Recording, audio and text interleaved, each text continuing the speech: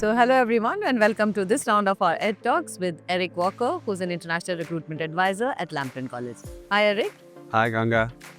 Okay Eric, the trending topic among students, actually the trending concern among students is, will we find jobs?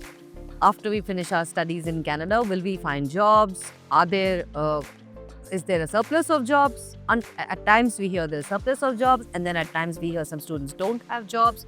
So what are your observations? Yeah, I mean, it's a completely reasonable concern, right? Because you don't really know, you can never guarantee what you're going to do after you graduate. And like you said, it's dependent on the field the student is in, what program they're in, and the timing that they graduate.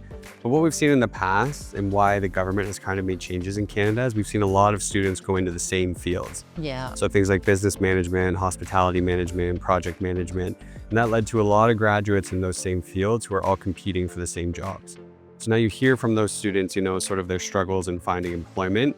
And that's why the government has kind of re-geared things now, where all the programs that colleges are still offering were deemed to be a part of labor market demand in Canada.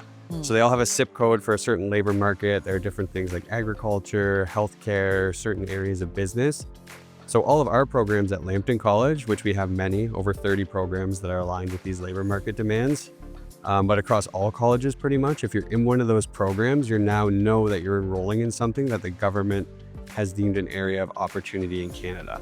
So it's actually, there is uncertainty from the past, but going forward, we're trying to build better opportunities for our students and make sure they're enrolling in the right programs that are going to lead them into some good postgraduate careers. Right. So they're actually in a sweet spot now in terms of looking for jobs or making themselves more employed. Yes, exactly. And now that there's these student caps, right? So overall, there's less students coming to Canada. Yeah. So there's a lot less students to compete with. Yeah. I mean, for part-time jobs, but also jobs after you graduate as well. Right. So this is the right time they should be heading to. That's what I tell them. This is the right time to come. I mean, in the past, it was always a good time to come, but now I think the opportunity is there. And as long as you're taking a program that's related to your field, you're focusing on your studies. Again, a lot of students who struggle afterwards are the ones who didn't focus on their studies.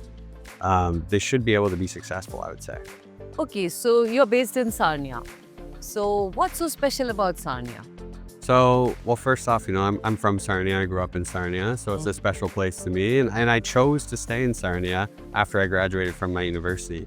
And what makes Sarnia a really nice place to live is it's almost like the ease of living there. The cost of living is so much lower than most of other places in Canada.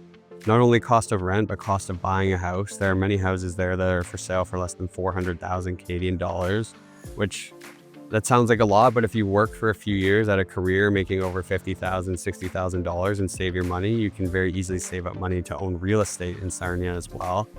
It's a very safe, peaceful community. I know it's a smaller city, which sometimes concerns some students, but just know we have a really healthy international student population. We've had thousands of international students graduate through our Sarnia campus.